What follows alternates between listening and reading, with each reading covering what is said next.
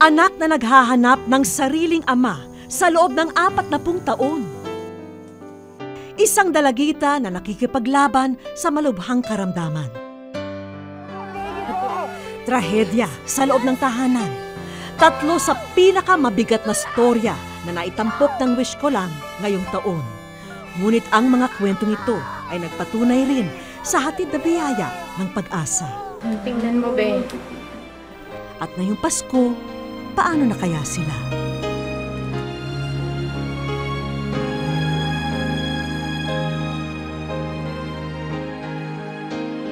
Magandang hapon po mga kapuso. Marahil ay abala po tayong lahat sa mga paghahanda para sa Pasko. Pero mag-relax po muna tayo ng sandali at sabay-sabay nating panuurin ang mga kwentong magpapatotoo na lahat tayo may nakalaang bagong pag-asa. Mga kwentong nagsisilbing inspirasyon sa amin upang maging karamay ng bawat kapuso sa loob ng 16 na taon. At yan po ang panata namin sa inyo, kaya may forever wish ko lang.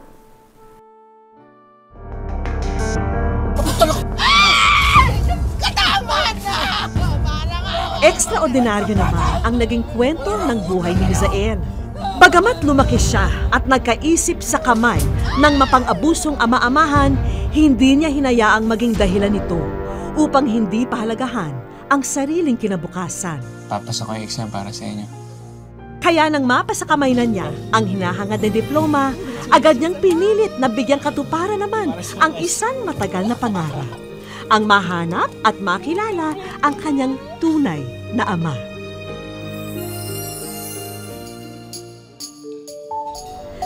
Mabilis na nagdaan ang 39 na taon. Ito na ngayon si Misael. Facility unit leader na siya sa isang multi-million private company.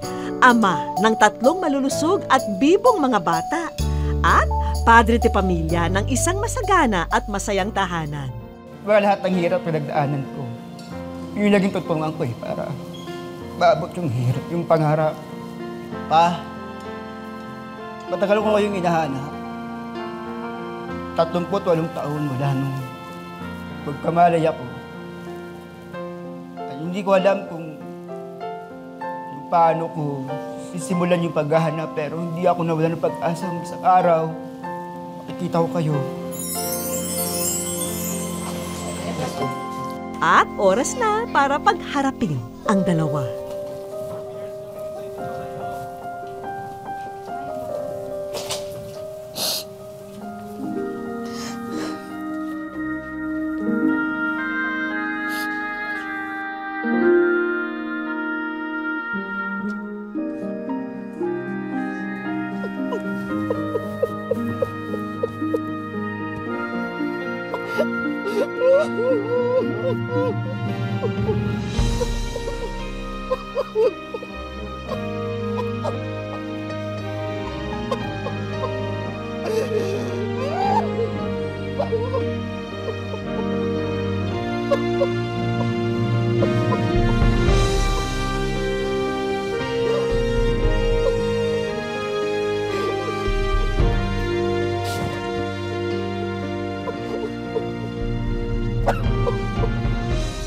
Si Misael, animoy nagmistulang paslit sa unang pagkikita nilang mag-ama. Ito ang mga yakap na naipagkait sa dalawa sa loob ng 39 na taon. 39 years pa.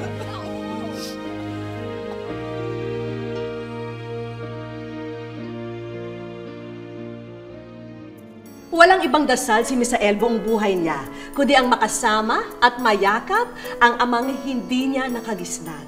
At ngayong natupad na ang kanyang wish, ano kaya ang mga plano nila ni Erpat para sa unang Pasko nila together?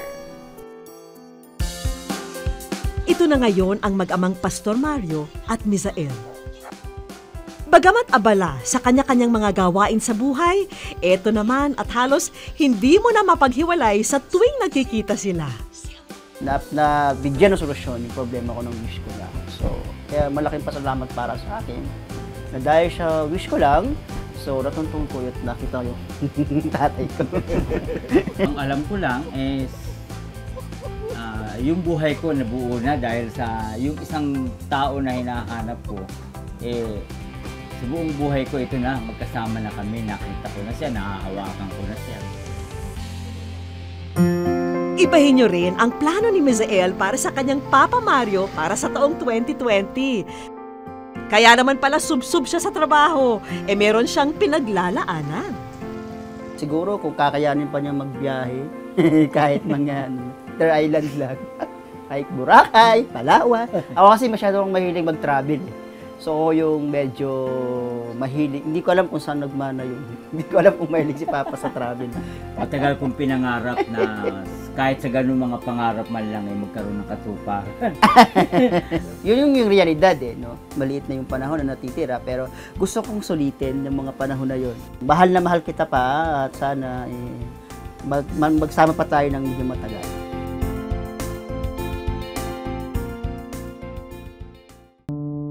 Isa na siguro sa pinakamasayahing reporter ng GMA News, si Cesar Apolinario. Pansin-pansin yung pino ng buhangin sa nakapakan. Bagamat madalas siyang ma-assign dati sa mga peligrosong news coverage. Hindi ko natagalan ng kondisyon sa loob ng ospital kaya nagpa siya akong umalis na. Habang kausap ko si Buboy. Hindi alam ng marami na itong si Cesar may pusong mamon. Madalas na nga siyang maglapit ng mga nakaantig na kwento sa Wish Ko Lang. At minsan na rin siyang nakibahagi sa aming programa. Akala ko nga malaking tao na o matanda yung nagtumutugtog. Yung pala bata lang si Nathaniel nga. Yun, tingin ko dapat siguro scholarship para sa bata. No? At saka siguro kahit yung mumurahing piano. Patatagalin pa ba natin ito? Sige na nga, sabihin ko na sa'yo. Ikaw ay nasa Wish Ko Lang. Si Cesar ang naging tulay para tuparin ang hiling ng isang batang musikero na mula sa Payatas. Hindi mo na hulaan. Para ako na iyak. Cesar, sa newsroom ito yung aming gitarista. Nung nakita ko siya, parang sabi ko, parang ako tong batan to. So, sabi ko, hindi ko man narating o nakakuha yung pagkahilig ko sa music. At least dito sa bata. Sensya na ha, medyo. Ang naman ito. Pero kahapon, December 13, 2019, tuluyan nang namaalam si Cesar. Malaking puwang ang iyong iniwan sa industriyang iyong minahal. Paalam sa'yo, Cesar, mamimiss ka talaga namin. Wish ko lang. Sino ang makakalimot sa napaka-charming at punong-puno ng buhay na si April? Bagamat iniwanan na niya ang kanyang pamilya, tunghayan po kung papaano sasalubungin ni Mama Beth ang una niyang Pasko na wala ang anak. Ang pinakamahirap sa isang malubhang sakit, nanakawin nito ang iyong kalusugan, ang iyong kabataan at ang mga pangarap sa buhay.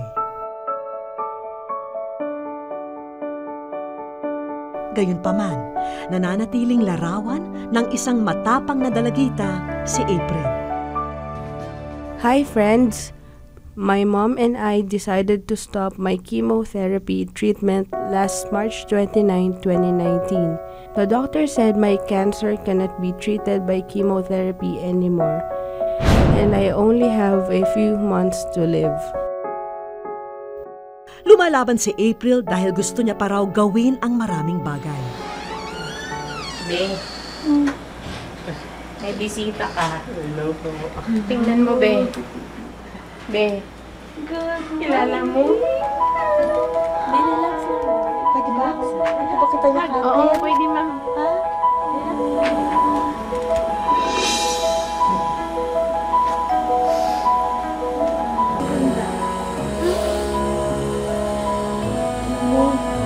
Hanga ako dahil narinig ko yung ibang klaseng well-to-get mo. Makapit ka lang. Ikaw pa yung bibigyan ng lakas sa mauna. Sabi niya, ano nakukuha yung lakas mo? Kay Mama. Kasama ng kanyang pamilya, hiling naming lahat na mapasaya si April. Yan ang tawag, oxygen concentrator. ang mabuting balita ng Panginoon ayon kay San Marcos. Mapuri sa iyo, Panginoon. Pinupuri ka namin at pinasasalamatan, Diyos. Sa harap ng altar, nagsimulang mangumpisal si April sa pare. Sabi ni April, marami siyang gustong sabihin sa Diyos. Ibinuhos niya ang lahat. Hi April, Merry Christmas. Prayers for you, good health, love, Vicky Morales. Salamat ng Vicky. Dance floor princess itong si April at ang pinakapangarap niyang gustong gawin ay sumayaw uli. At may hiling pa siyang espesyal na kapartner sa dance floor. Mary Bern, sayo tayo.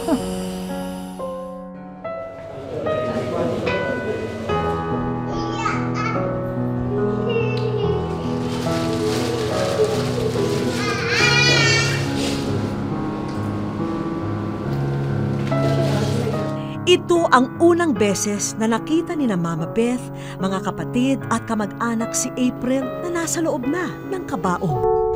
Si Raver ang mismong humiling sa amin na katagpuin ang mag-anak dito.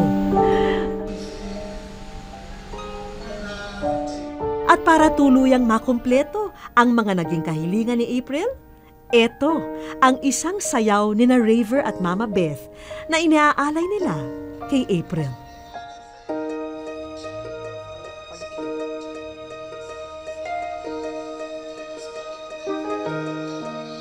Ang huli sa kanyang bucket list, check.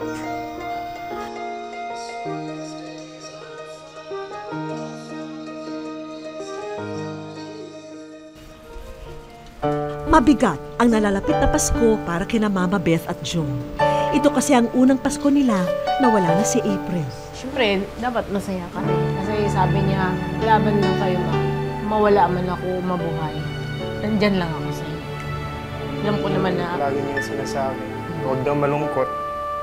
Kasi, sabi niya sa akin, Kuya, ayoko pang mamatay, pero kung mangyari man sa akin, kung ano talaga nakatadhana, tanggapin niyo na lang.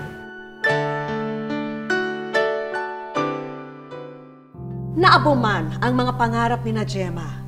Nananatili pa rin siyang isang maningning na ilaw ng tahanan sa kanyang natitirang anak. Ito po ang matapang na pagbangon ni Gemma mula sa isang malagim na trahedya. April 2019 lamang nang maganap ang isang kalunos-lunos na trahedya sa buhay ng mag-asawang John at Gemma. Isang sunog kasi ang kumitil sa buhay ng kanilang panganay at bunsong anak. Isang pangyayari na naging mitya upang mapunta sila sa pinakamadilim na bahagi ng kanilang buhay. Ito ang iniwang alaala ng trahedya sa pamilya Hagunos. Ito na po yung malungkot. Pag mag-isa. Blanco po utak ko, ma'am. Sobra. Hindi ko matanggap mo. Di bali ako na lang nawala, huwag lang yung anak ko.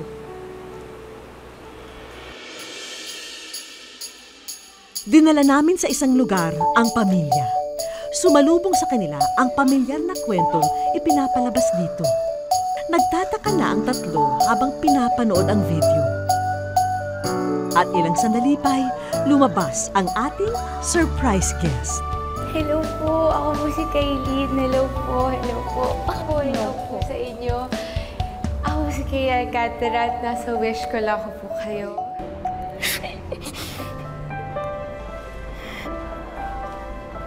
Naalala ko lang po yung mga anak ko. Sa napanood ko po. Isa na rin po, idol niya yan. Isa po kayo sa inahangaan niya. Dati ko po pa kayo ihahag.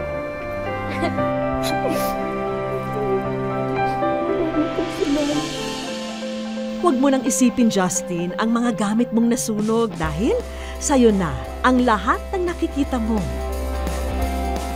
Ready ka na para sa darating na pasukan. Salamat. Alam naming nais nang bumalik ni Gemma sa pagtitinda. Kaya naman i-level up na natin ang kanyang negosyo. Maraming salamat po. Huwag po kayong mag-alala. Palalaguin ko po yan. Papasalamat po ako kasi alam ko pong gawa nilang lahat ito. Tulong po ng mga anak ko to sa akin. Lalo na si Francine. Ganyan ang gusto niya. Yung makilala siya talaga. Maraming salamat sa kanilang dalawa.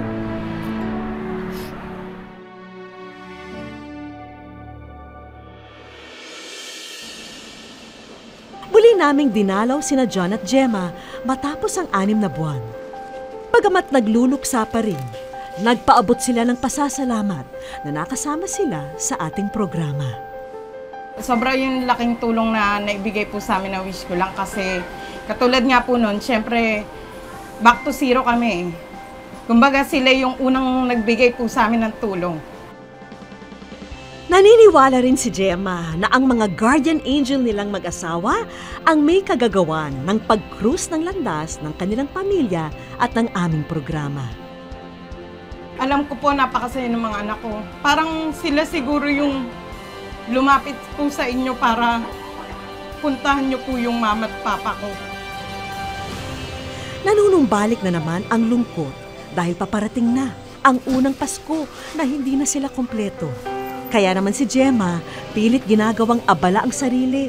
Parang tinuon ko na lang yung oras ko, buong araw ko sa pagtitinda para lang po medyo maibsan lahat ng lungkot.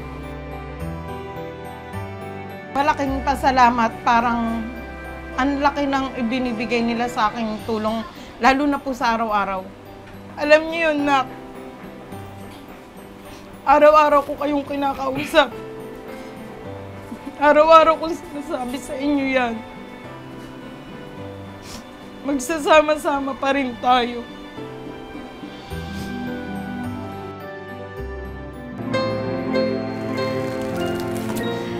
Alam ko, hindi magiging madali ang darating na Pasko para sa ilang kaibigan na kilala po ng Wish Ko Lang. Pero nandito po tayo ngayon para kahit papano, mapangiti po sila at meron akong makakasama para ma-achieve yan.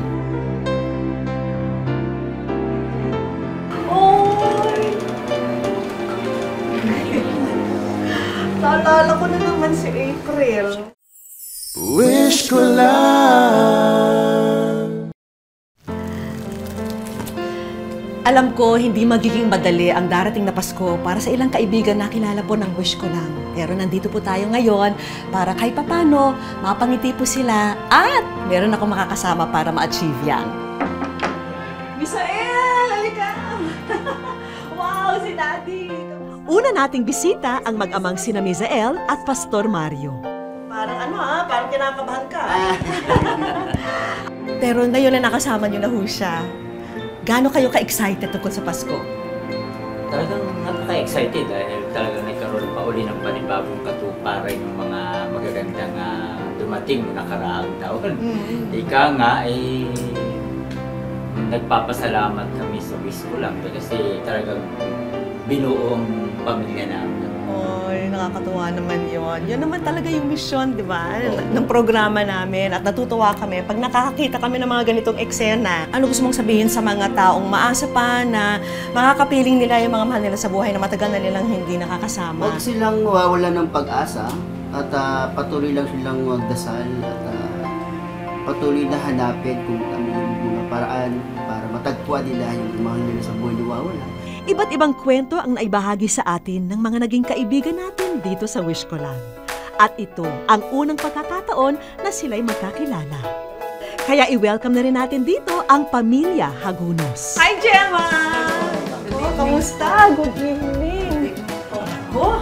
Sige nga, kwento niyo nga sa amin, paano ba nagbago yung lahat ng buhay, yung buong buhay niyo after nangyari po yun?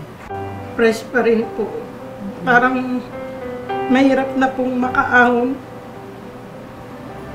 Pero hayaan niyo sana sa munti po naming paraan, mapangiti po namin kayo. Opo. Excited na rin akong i-share ang moment na to sa pamilya ni April. Oh, Naalala ko na naman si April. Akala ko hindi na tayo magkita ulit. Salamat po. Thank you. Thank you. Merry Christmas. Merry Christmas. Uy, naku kuya! Merry Christmas po. Merry Christmas! Diyos ko, naalala ko na naman si April. Ito yung picture niya eh. Pero paano yun, Nay, simula nung nangyari yun? Nakatulong ba na nagkaroon ba ho kayo ng parang pag-move on nung nagkita Medyo tayo? matagal to yan. Hirap. Dasal lang ako ng dasal. Sabi ko, Bi, tulungan mo ako. Parang magpasok ako. Parang nakita ko siya yung ano yung ginagawa namin araw-araw. Unti-unti naman din. After mga 2 months siguro. Pero may time pa din na pag nag-iisa ako. Hindi ko mapigilan mo na.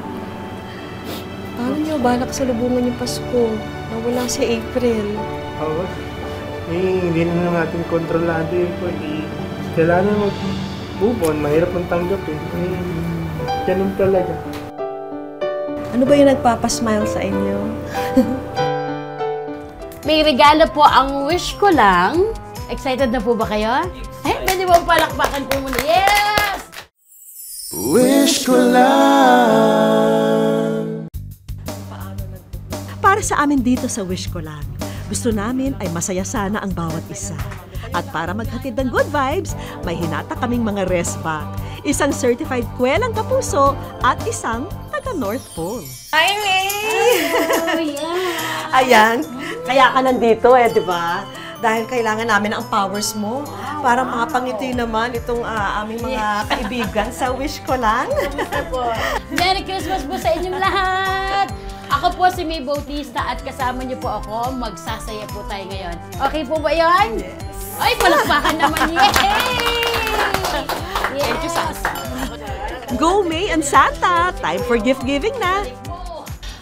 May regalo po ang wish ko lang para sa inyo. Tig-isa po kayo, Santa! Yeah! Ay, ang bigat! Ay, look, Mami Bet, nako. Sige po, si Kuya... ano po? Kuya Misael muna, Merry Christmas po! Opo, ayan po, pwede po kayong magsalad yung mga gusto yung event. I-ano nyo po sa Noche Buena. Daddy, hindi po ito ibibenta po, ha? Opo, pero panghandaan nyo po yan, ha? Okay. Mami Beth, yan, para sa inyo naman po. Yay! Of course, Mami Gemma! Wow, look at that! Opo. Nice din namin silang mabigyan ng regalong mababaon nila forever. Kaya naman ito ang isa pa naming handog para sa inyo. Ang pangalawa naman pong regalo ng wish ko lang, para naman po ito himasmasan po yung inyo pong mga pag-iisip, makapamasyal kahit po papaano po. Ang lugar na pipiliin niyo po na pwede ninyong puntahan, pwedeng nitong bakasyon, kung kailan niyo man gusto, Baguio, Ilocos, at Sagada! Yee! Si Mami Gemma, ano po yung pipiliin niyo sa 3 lugar? Ilocos po. Ay, Mami, hindi po nabanggit yon. Sabi niya lang po. Sige po, Ilocos. Pwede pong malaman bakit Ilocos ang napili niyo? Ano po hometown po ng father side ko po. Wow, nice! Mami Beth, ano po gusto niyo? Sagada daw, sabi ni Kuya. Wow! Napakaganda po ng Sagada. Bakit po Sagada? Kasi naalala ko before, ang sinasabi ni Bunso is gusto niyang ma-experience umakyat ng northern part ng Luzon. So parang maganda sigurong kahit papano sa December, punta namin yung tapos maalala namin na nandun siya kasama namin. Ano po yan? Ngayon kung wala na siya, at least matutupad po na makarating yung buong pamilya. Okay, Kuya Misael, kayo naman po. Actually, Sagada kasi yun. Pwede kayong baka mukhang maging barkadahan na ho ito Pwede ho kayong magsabay-sabay. Pwede na. Maganda yun, may kasama kami. Oo, opo. At ang Baguio po ay sa amin ni Santa. Okay, mukhang may masayang trip na magaganap sa bagong barkada na nabuo sa Wish Ko Lang. Sana tears of joy ang nakikita namin sa inyo. Isa lang naman ang forever goal ng Wish Ko Lang. At ito ay tumupad ng inyong mga pangarap at makapaghatid muli ng pag-asa.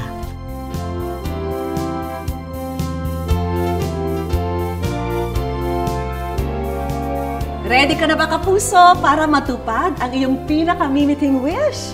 Hintay-hintay lang po kayo, baka bukas, makalawa, pintuan nyo na ang aming kakatukin.